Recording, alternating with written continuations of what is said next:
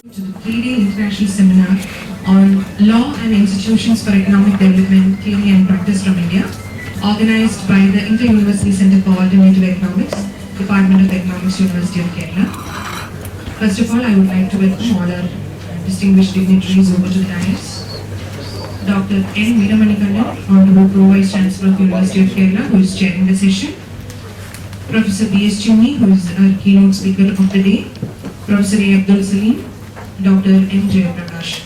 We live in a world of asymmetric information where uncertainty and risks are a given reality, and this leads to externality cost and social costs, which is greater than individual costs or benefits.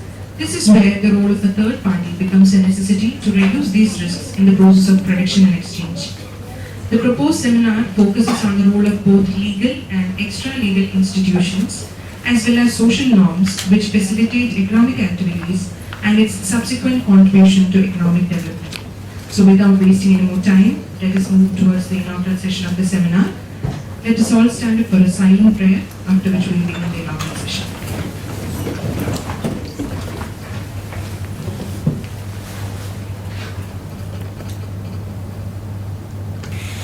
Thank you.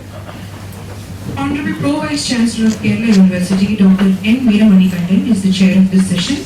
For all the endeavors of IUCAE since its inception, he has given us immense support and encouragement. We are indeed thankful to have you, sir, as the honorable chair of this session. We welcome you to this session. For the welcome address, may I invite Professor A. Abdul Salim, Honorary Director of IUCAE and also our beloved Head, Department of Economics, University of Kerala, who is the catalyst behind the formation of this center and the main source of energy behind all its activities. Sir, I welcome you for the welcome address. A warm good morning to one and all. Honorable Pro-Vice Chancellor Dr. N. Veeramanikandan, respected Registrar of the University Dr. N. Jayaprakash, respected professors and delegates, my dear colleagues, research scholars and students. This is the third international event we are organizing under the Inter-University Center for Studies in Alternative Economics. We started our activities 18 months ago. The basic objective of the center is to promote research and innovative studies with the aim of addressing the basic problems of the economy and the society. And you know the neoclassical stream, the role played by the neoclassical stream in addressing the problems and the necessity of the alternative stream in comprehensively addressing the basic problems of the economy and society.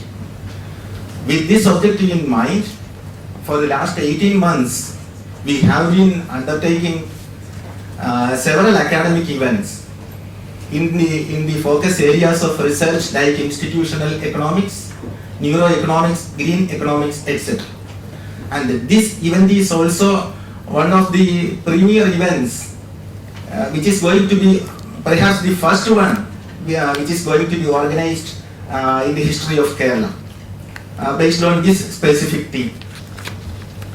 As you know, we have been undertaking three important activities. The first one is offering internships, associateships and projects to the researchers who want to undertake research in the focus areas. The internships are given to the postgraduate and MPhil students. The associateships and projects are offered to teachers like young professors of various universities and colleges working in Kerala and outside.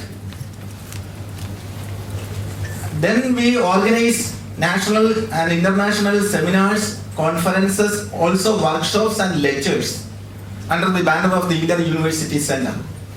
Finally, we undertake the publication of the research outputs received in the center as part of internships, associateships, projects, etc. Now in this function, we are going to release some of these outputs which have come out after first editing of the same. See, I'm not going into the details of the today's event because our seminar coordinator, Mr. Siddiq, has to do this, and he is on the way because of some of his personal problems. He could not reach earlier. Anyway, he is on the way, and he is going to come within a few minutes. He will introduce the theme of this today's event. My responsibility is to offer welcome to one and all present here. Friends, we are all familiar to the Vice Chancellor of this university, Dr. N. Veeramanikandan. I am very happy to remind you that he is the chairman of the Executive Council of the Inter-University Center. The Executive Council has 8 members, 2 from the outside state and 8 from the Kerala, and the chairman is the Vice Chancellor.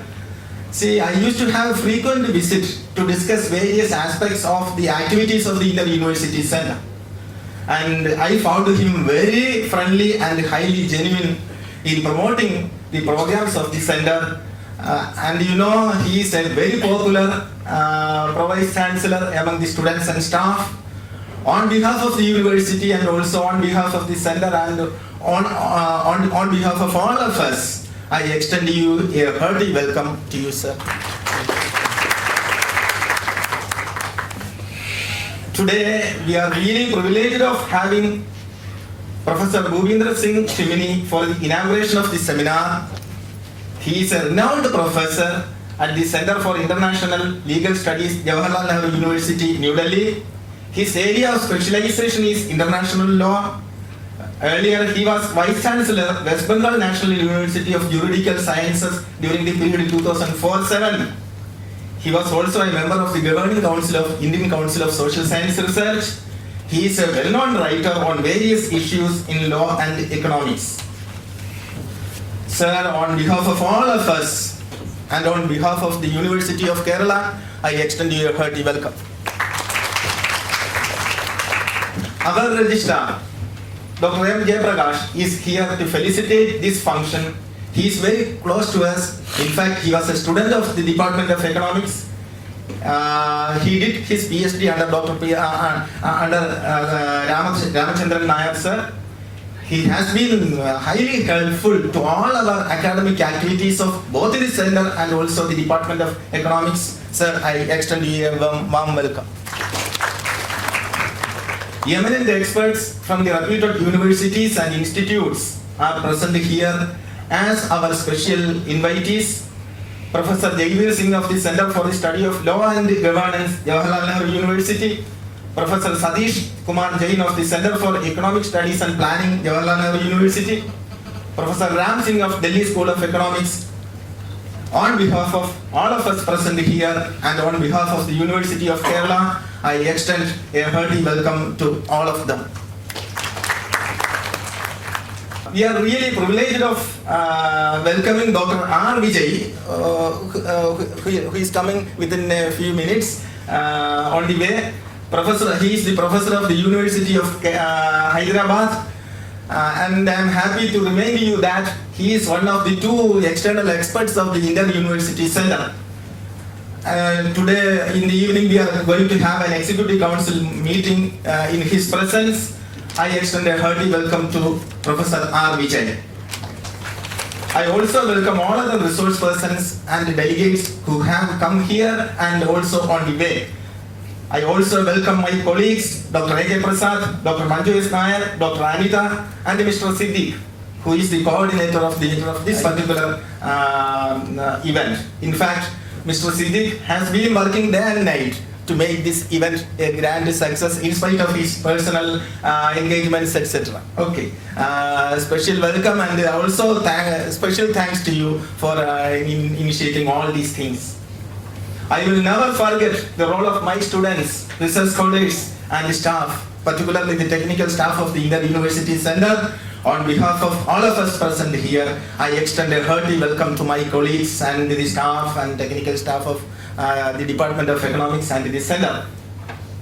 And I also welcome all the other persons who are professors of different departments of the university and outside. Very important resource persons are here. For paucity of time, I don't want to say much about them. In due course, by making their presentations, they will be duly introduced. And Bismi Gopalakrishnan is already here representing one department as a whole. Her students are also here. I extend a warm welcome to you. And see, one more request I have to make.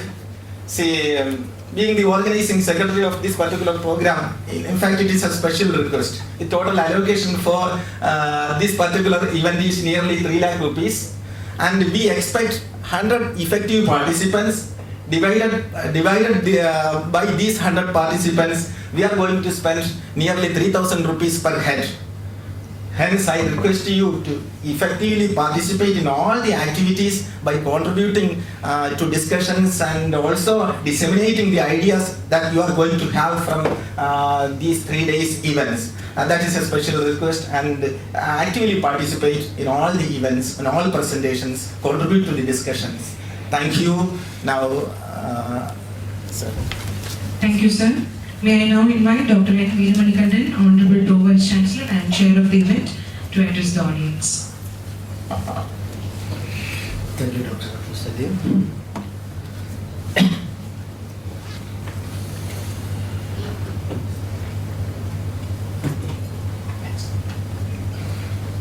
Professor B.S. Chimney,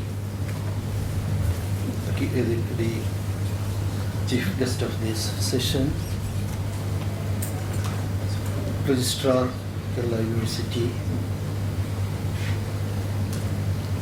Dr. M. Jayaprakash, Dr. Abdul Salim, the Honorary Director, UCA and Head Department of Economics, Siddiq Rabiat, and other dignitaries of the dais, faculty members, professors, research scholars, and my dear students. Of course, it gives me immense pleasure to be part of this 3-day international seminar, which is going to be held on the auspicious of Inter-University Center for Alternative Economics. So Dr. Abdul Salim has rightly pointed out the functioning of this Inter-University Center for the last 18 months. But I was also happy how this center is functioning. As we all know that what the university is supposed to do, what is to be given to our students and what is to be given to our fellow teachers. And in that aspect, this center is fully success in its endeavor.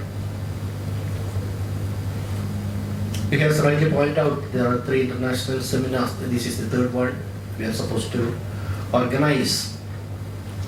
And all these seminars, many of these dignitaries in the field, they have participated, and there are people, nationally and internationally reputed people, who came over here. They had discussions, deliberations, and what is happening in the economy, or particularly the world economy, and also in the Indian economy. So I'm not a person to talk about the economic aspects and its development, and I'm very poor in managing economy. That is also, as far as I am concerned, I'm a poor economic manager. But still, I know that how it is functioning, how the functions of the departments, how it is related with the development, economic development, how the development, so we all know that India is being a developing country. Our economic has a stability. So there are many factors to maintain this stable economic growth. So definitely, this kind of seminars that gives a lot of information to the young scholars who is in the field of economics, and also law to understand the growth and development of India and other countries. And they can also get opportunity to compare where the deficiencies, where we have to improve, that all aspect and how it exists, that all aspect, I think that will be deliberated here. And of course, I hope that people will be, and particularly the students will be most benefited. So they are getting opportunity to present papers also. They are getting opportunity to hear people from various part of the country as well as world. So I hope that definitely this seminar will be a grand success, and I wish all the best. Thank you very much. Thank you, sir. A very dynamic and creative personality, it is his untiring efforts that made this international seminar a reality. I invite Mr. Siddiq Rabiat, the coordinator of the seminar and also Assistant Professor, Department of Economics, to give us a brief idea about what the seminar is all about. Good morning to all. Honorable Pro Vice Chancellor, Registrar, Professor B.S. Chindi, Salim, Dr. Salim, Javeer sir, Satish sir, and many of my friends, in fact, all of you are gathered here. In fact, this is a very heavy day for me, so let me begin with that. So, I mean, in the midst of all the organization, in the night yesterday, I landed up, my wife got the pain, and at the midnight, 2:30, I rushed to the medical college.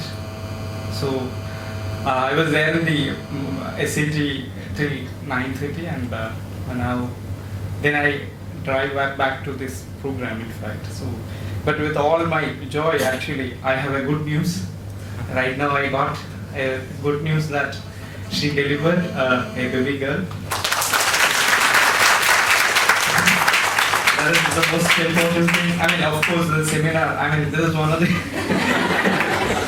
it's a very interesting thing, because I was organizing the seminar for the last maybe more than 1 month. Continuous effort were put up, and the first day, so this is going to be the most memorable day. In fact, so this is the third seminar in a consecutive row which I'm organizing, international seminar. So this is a great joyful day, in fact. So I would like to share this joy with all of you, and that is the first thing I would like to share. And let me now coming to my duty, that to speak about the theme, in fact. So as the introduction, the honorary director, Dr. Abdul Salim, had maybe spoke about the center, its objective, and what we are striving, and etc. In fact, what is actually this very topic, law and economics, when came into our mind? We had some discussion in our executive committee meeting 1 year back. So we were actually having a doubt that whether we can have again law and economics seminar in Kerala. So that is the first question which everyone started asking.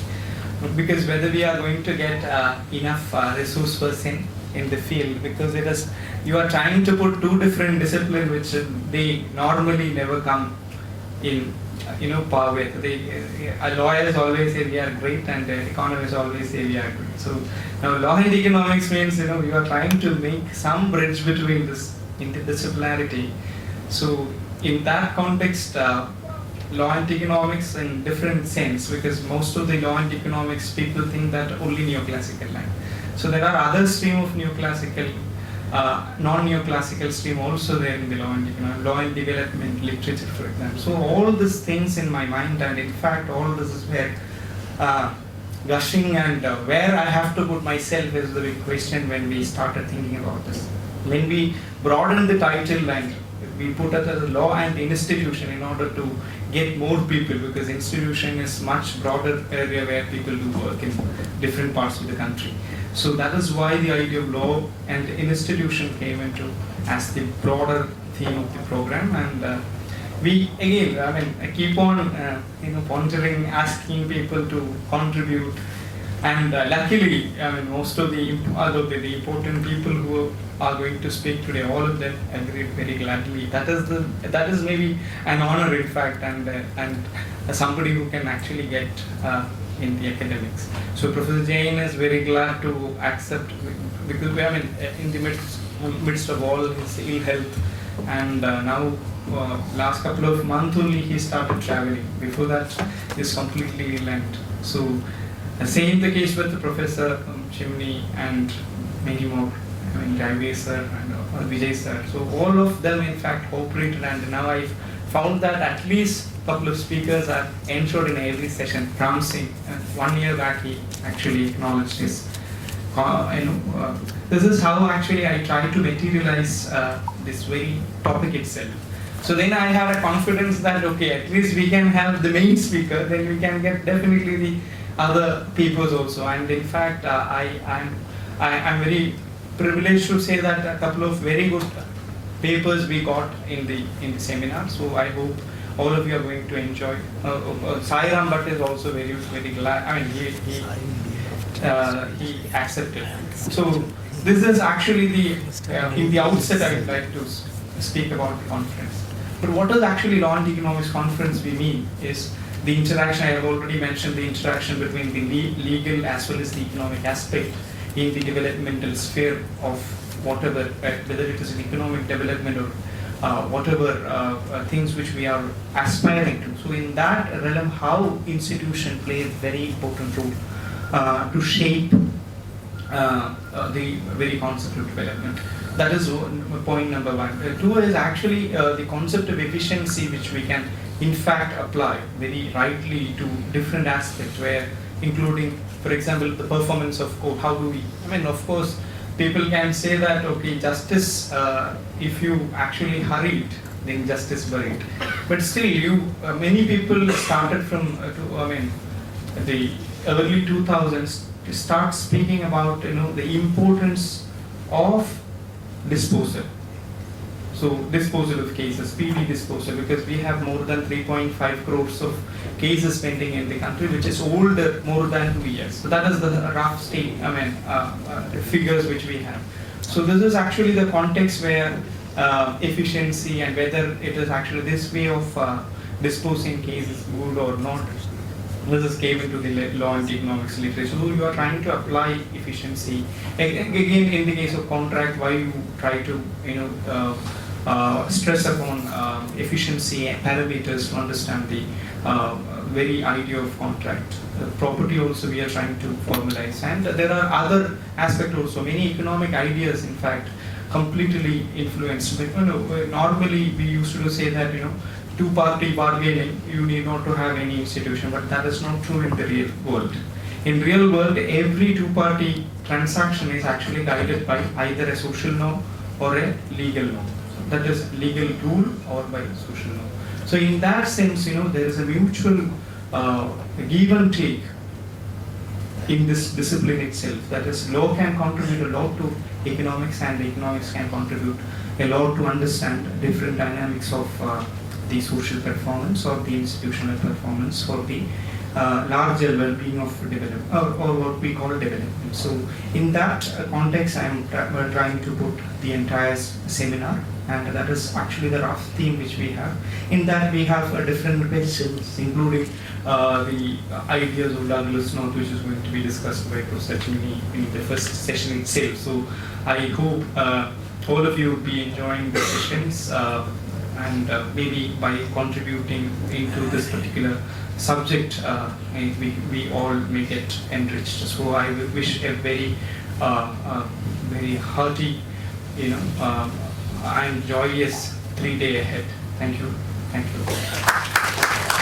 Congratulations on the good news, and thank you, sir, for the wonderful presentation. We are truly honored to have such a distinguished person as our keynote speaker of the day, Professor Bhupinder Singh Chimney, who is currently the professor at the Center for International Legal Studies, JNU.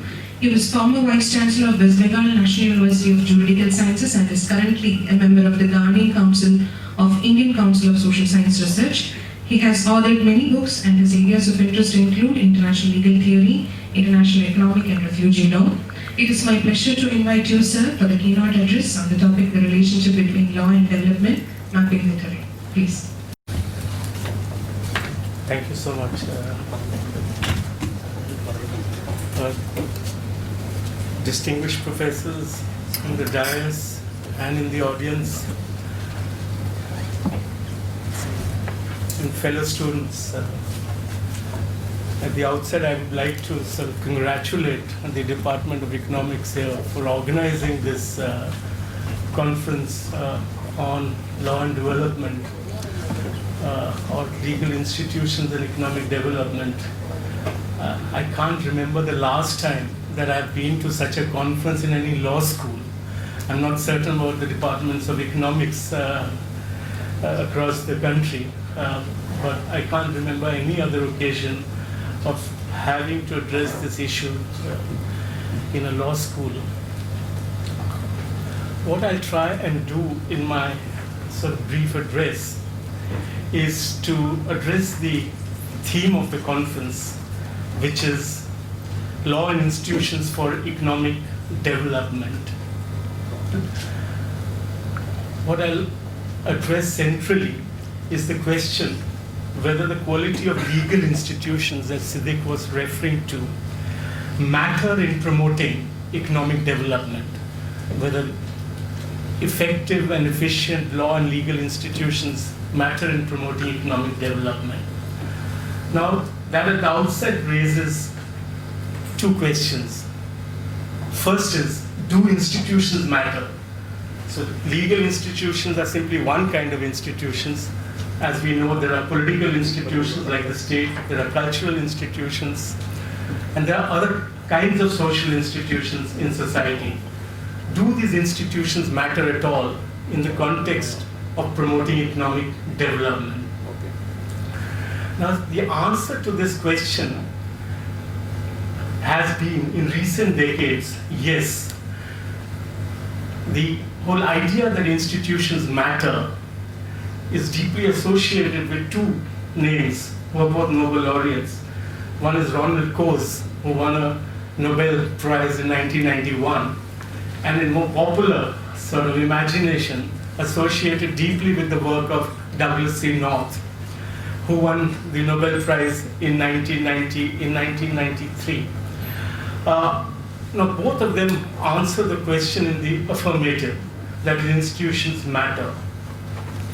What Douglas North suggests is that neoclassical economics, focused as it is on narrow questions of rationality, preferences, and utility maximization, has historically ignored to look at the role that institutions play in society in terms of promoting development. And he then goes on to argue that Western advanced capitalist countries are where they are because they got their institutions right over the history of course, several revolutions, several centuries, especially after the bourgeois revolutions took place in Europe, beginning with the 1688 Glorious Revolution. Now, his argument is that unless you get these institutions right, you will not be able to promote development. We must remember here, when he uses the word institutions, he uses it in a very broad sense of the term. And this is the sort of sentence that I want to cite from his work, which he commonly uses in most of his essays. So by institution, he means humanly divided constraints that structure political, economic, and social interaction. That is, humanly devised constraints that structure political, economic, and social action. And he argues that these institutions, which consists of formal constraints or formal rules and informal rules, have been critical to the development project in the West, which includes Western Europe as well as North America. And therefore, he suggests that the developing countries will not be able to make progress, or the post-colonial nations will not be able to make progress unless they are able to put together the right kind of social, economic, and political and economic institutions. His argument resembles something very similar. Has family resemblance to the kind of argument that the John Rawls makes with regard to the theory of justice. John Rawls also argues that the United States or America or North America has just got it right with its institutions. Because it got political and cultural institutions right, that is why it was able to create a welfare state. Not only promote development, but also promote inclusive development. And I think there is an internal logic both to the Rawlsian argument as well as to the argument that North is making. It's very interesting that Douglass North was in his early years, even as a faculty member, a self-proclaimed Marxist. And he has written very powerfully in his early work about the contribution of Marxism to the understanding of institutions. For example, in his since there are a lot of students, I want to sort of cite it for them. So in his early work in '81 on economics of change, he writes, and I quote, "The Marxian framework is the most powerful of the existing statements of secular change, precisely because it includes all of the elements left out of the neoclassical framework. Left out of the neoclassical framework, institutions, property rights, the state, and ideology." And North draws all these elements into his work on institutions. But he then, and as I'll argue, in some ways empties out this gesture towards Marx by leaving out of his borrowings some of the central features of Marx's understanding of capitalism. And is a subject that I want to presently address. But I wanted to emphasize that North borrowed a lot from Marx, but he used this his understanding of institutions in order to complement, as he said, neoclassical theory. So he was not suggesting an alternative to neoclassical theory, but he said neoclassical theory simply doesn't address the world of institutions, and so he wanted to draw in these institutions and then enrich neoclassical theory. And as I said, I'll argue that hasn't yielded the kind of insights I would have imagined. That it would yield. Now, why do institutions matter? I won't go into this, but what Douglass North does in his writings and others dealing with institutional economics, repeat ad nauseum, at least for a lawyer, is that it reduces transaction costs and production costs. So the whole emphasis is on the reduction of transaction costs. And as I poured through the literature, I found, and Jaiveer confirmed this for me in the morning, that there's no agreement on what are transaction costs. So there is an inclusive definition of what is a transaction cost, and there are then some constrained definitions of what are transaction costs. But the essence of the idea seems to be that you must have institutions in place which ensure that contractual arrangements and property rights are facilitated and enforced, and that if in any society which needs to evolve and develop, contractual arrangements and property rights are not given their due by all the social, political, and legal institutions, then the transaction costs would rise and would reduce productivity and also reduce innovation, would also reduce innovation in that society. Now, I'll try and make out a case against North in order to bring out what I think is distinctive about the Marxist perspective on institutions, especially in the context of post-colonial nations. So my argument is that even if you get the institutions right, that even if you have the most appropriate, as if it were, legal, social, and political institutions, you would still not be able to replicate what happened in Northern Europe or in the United States because of the peculiar combination of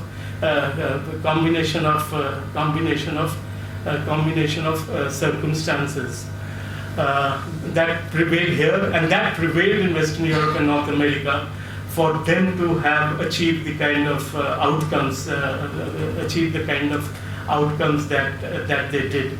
But before that, I just want to say a word or two on legal institutions.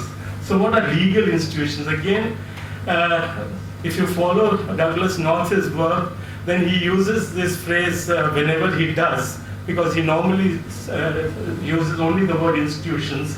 But when he defines institutions, including legal institutions, he includes within it both informal and formal rules.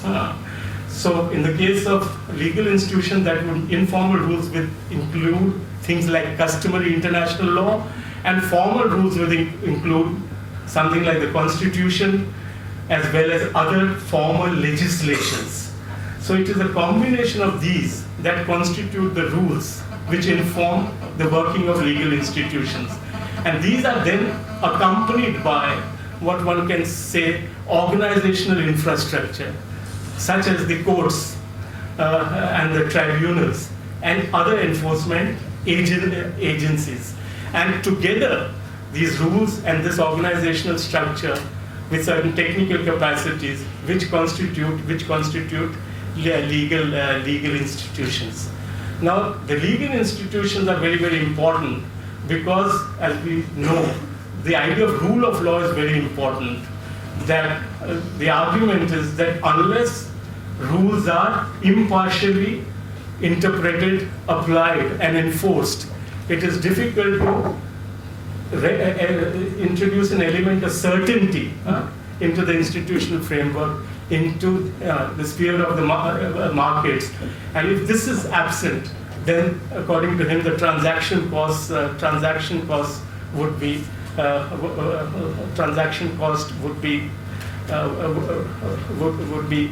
much more than desired. Now let me turn to my argument as to why the North thesis on the importance of institutions, drawing from Marx as he did, leaves a gaping hole in the whole understanding of the working of institutions. So my argument would be threefold as against this view that institutions matter. And this is with respect to, I'm making this argument with respect to the situation in post-colonial nations like India and other such countries. So my argument number one would be that in borrowing from Marx, he leaves out the central features of the understanding of capitalism that Marx advances. And by leaving these out of view, while he's able to explain the development in some senses in the Western world, in Western societies, it would completely fail. So when it came to post-colonial nations, even in the case of Western societies, my suggestion would be that they were able to build welfare societies because they could rely on the gains or from imperialism. That is, over 5 centuries, the exploitation of the colonies allowed them to eventually build welfare states, and that continues to be the basis on which, to the extent they are being dismantled, to the extent they are, that some kind of an inclusive society has been built in the West. And finally, I would suggest that the nature of imperialism today, especially as in terms of the rules codified in international law do not allow post-colonial nations the kind of space that they require to promote inclusive development. Let me begin with the first sort of line of argument, which is that North borrows from Marx when it comes to thinking about institutions like the state, thinking about ideology, thinking about property rights. What he does is that he offers an advances in understanding of capitalism which diverges sharply from that of Marx. Now, familiar with Marx's writings would know that for Marx, the central feature of capitalism was twofold.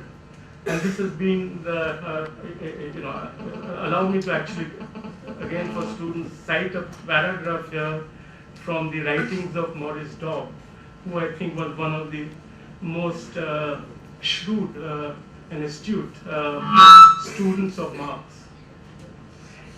And this is what Maurice Dobb says is what capitalism is.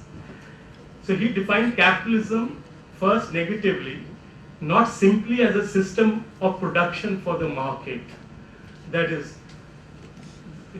Maurice Dobb is suggesting that normally capitalism, when it is defined by bourgeois economists, is always defined as production for the market. This is the definition you will find in Milton Friedman's work.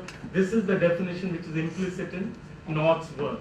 But he says that is not what capitalism is, so far as Marx is concerned. So what are the two features that he singles out? So he singles out two features.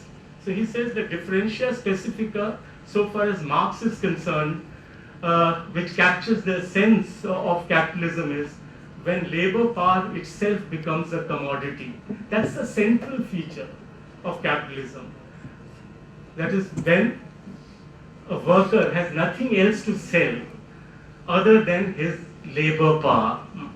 And then Dobb goes on to suggest that its historical prerequisite, that the historical prerequisite of labor power itself becoming a commodity, is the concentration of ownership of the means of production in the hands of a class consisting of only a minor section of society, and the consequent emergence of a propertyless class. That is, before this can happen, that labor power itself becomes a commodity, it must be preceded by the fact that the society is already divided into these two large classes. One class which owns the means of production, and another class which is propertyless, which has nothing else to sell but its labor power. And I think very often I find, even if I may say so, economists not refer to the central feature that informs Marx's writings. Now, why are these two important? Because I think these two features bring out centrally the importance of contracts and property rights to capitalism itself. But they go much more deeper. The importance of contracts goes much more deeper than it goes in the writings of people, in scholars like North or other bourgeois economists. So when bourgeois economists talk about contracts and we needing institutions to ensure that contractual arrangements are conformed to, they conflate all kinds of contracts. They club together every kind of contract: an employer's contract, a teacher's contract, a contract in the market for purchase and sale of goods, as well as that contract between the worker and the capitalist. All these are conflated together into one class of contract. What Marx is suggesting is that actually it is since the defining feature of capitalism is that labor power itself becomes a commodity, it is that contract between the worker and the capitalist. And the worker has to be interpreted to assume myriad of forms. So in a sense, we are all workers. So what Marx is suggesting is that when you talk about contracts and the emergence of contractual arrangements as being central to capitalist societies, it is primarily because of this fact that labor power itself becomes a commodity. And that if you forget this fact and conflate all social arrangements, then you would reach a conclusion that you simply need You simply need some kinds of institutions in order to promote development. In other words, what Marx is doing is, while he's talking about the importance of institution, is also simultaneously talking about the structural limits of how far institutions can promote development. Because the structural limits are defined by the fact that a minority of the section of the society own the means of production. And this you cannot transcend, this you cannot override simply by the fact of getting institutions right, or getting property rights enforced in law, because it is the nature of the property rights which is very, very significant, in terms of the kind of development you can promote in society. In other words, if the latest report says that the top richest persons in the world have more income than half the population of the world. Oxfam suggests this in a report that the richest 10 people in the world own more than half, have income more than half the population of the world. Then whatever you do in terms of getting institutions right, it is not going to be able to transform the structural constraints which are imposed by capitalism itself. The fact that some minority owns the means of production and the others, by and large, have nothing but their labor power to sell. And true, in capitalism, they both meet, as they say, as equals in the market. But as Marx said, between equal rights, always force decides. That is, the worker has no other option but to sell his or her labor power. Now, this may seem a very abstract point to make as to what Marx meant by capitalism, but I feel that to be forgetful of this and to be focused on getting institutions right. And like I said, institutions means cultural institutions, religious institutions. Remember, there were theses of Max Weber on the Protestant ethic and capitalism. So you have to get all these institutions right. Will not allow you to overcome these constraints which are posed by capitalism as a mode of production. Now, this doesn't mean I'm suggesting in any way that institutions should not be improved upon, should not be reformed, or institutions do not matter. No, institutions greatly matter. If institutions are not right, they can cause serious obstacles in the development process. So even within the constraints that we have in society, in a capitalist society, we must try and get institutions right. All I'm suggesting is that this idea that North suggests that all you have to do is get institutions right. Of course, this is a complicated argument. He believes that in developing countries, even if you get formal institutions right, the cultural beliefs, systems are such that they don't allow